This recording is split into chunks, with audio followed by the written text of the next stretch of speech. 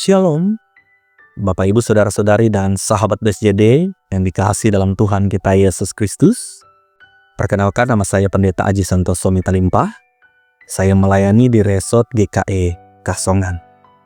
Pada saat ini, saya akan mengajak kita untuk membaca dan merenungkan sabda kebenaran firman Tuhan yang diambil dalam kitab Perjanjian Baru, Injil Lukas pasal yang ke-18, ayat yang ke-31, hingga ayat yang ke-34. Saya akan membacakan hanya pada ayat yang ke-31 saja.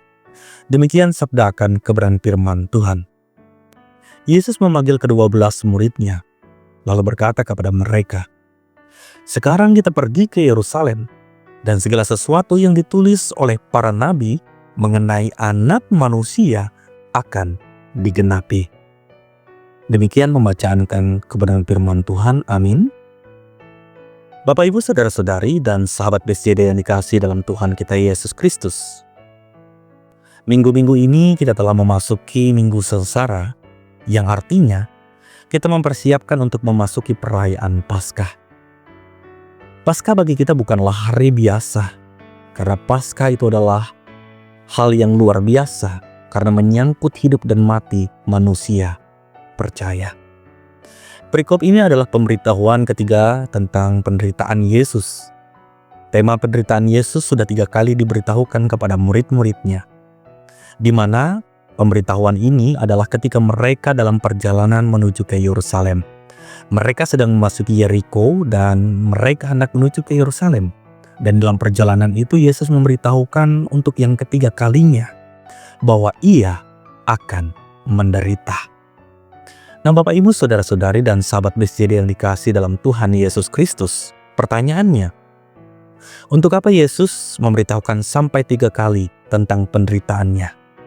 Apa maksud daripada Yesus ini? Tentu adalah ada hal yang penting dan tujuan yang penting yang mau disampaikan oleh Yesus. Dan kita bersama-sama bisa belajar apa maksud dan tujuan daripada Yesus melalui sabda firman Tuhan ini. Yang pertama adalah bahwa Ia akan segera menggenapi semua nubuatan para nabi tentang dirinya. Tuhan Yesus akan menggenapi seluruh rancangan Allah. Bapak, Ibu, Saudara-saudari, dan sahabat BSJD yang dikasihi Tuhan, Yesus ingin mengajarkan kepada mereka, kepada para murid-murid, bahwa firman Allah itu adalah ya dan amin. Pasti digenapi dan layak untuk dipercayai. Semua yang tertulis oleh para nabi terdahulu akan digenapi oleh Anak Manusia, yaitu Yesus itu sendiri. Hal itu dikuatkan, disampaikan kepada para murid supaya mereka boleh mempersiapkan diri mereka untuk menyaksikan bagaimana penggenapan yang sungguh luar biasa daripada Yesus atas rancangan Allah kepada manusia yang berdosa. Nah, Bapak, Ibu, Saudara-saudari, dan sahabat BSJD yang dikasihi Tuhan, ketika Dia berjanji, Ia akan genapi dalam kepastian, karena firman-Nya adalah ya dan amin. Jadi kita tidak boleh ragu akan janji Tuhan. Kita harus percaya ketika Tuhan berjanji, Tuhan pasti menggenapinya. Kalau kita lihat anak-anak Tuhan yang masih ragu akan masa depan, yang ketika hidup bersama dengan Tuhan masih takut dan khawatir. Nah, melalui tujuan daripada Tuhan yang disampaikan kepada murid ini juga kita boleh dikuatkan bahwa kita harus yakin akan janji Tuhan. Yang kedua, tujuan daripada hal yang disampaikan oleh Yesus kepada para murid ini, supaya mereka mempersiapkan hati dan mental mereka.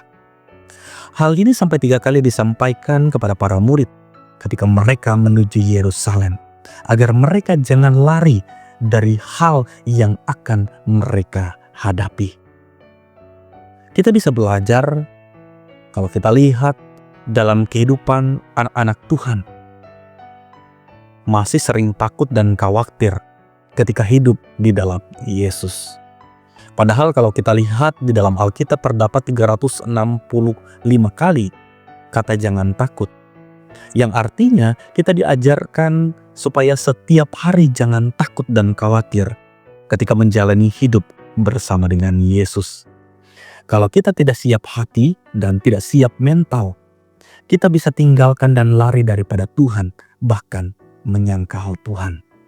Yang ketiga, supaya mereka belajar memberi hidup bagi orang lain.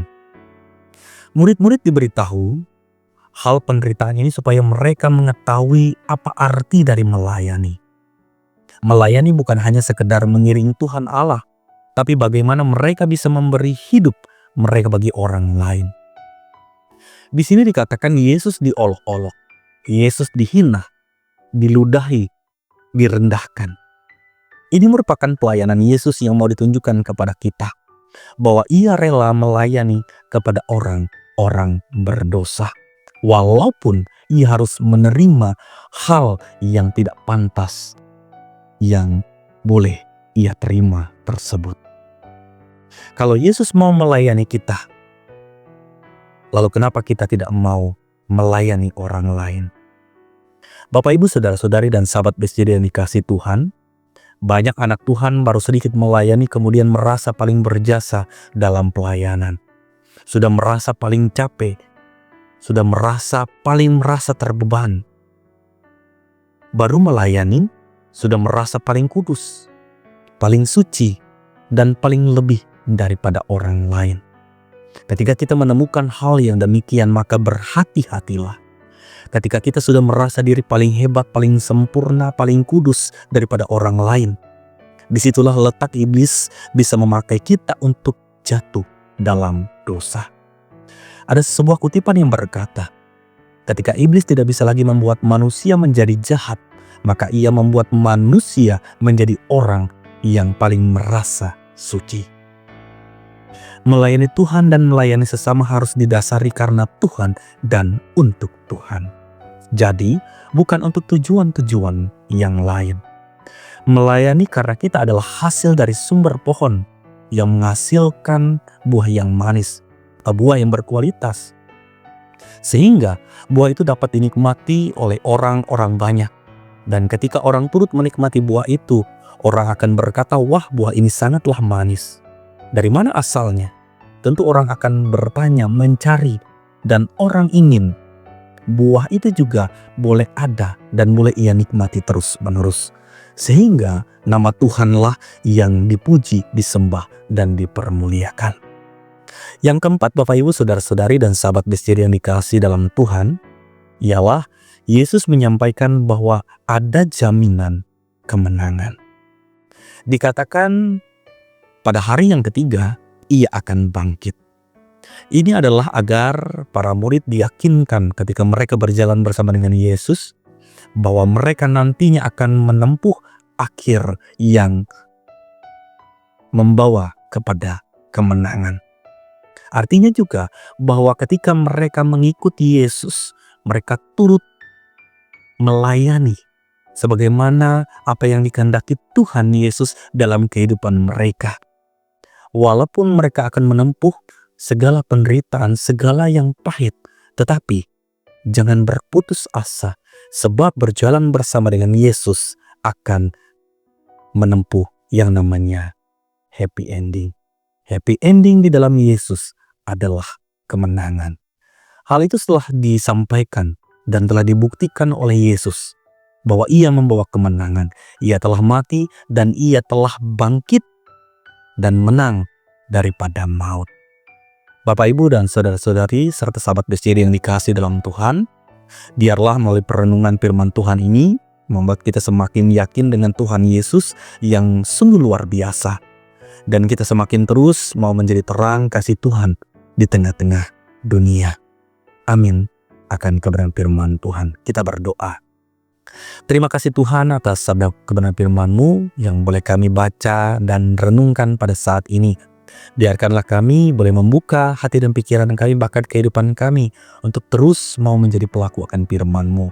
Dan juga firman-Mu boleh menuntun kami sebagaimana yang Tuhan ingini melalui keberadaan kami di tengah-tengah dunia ini.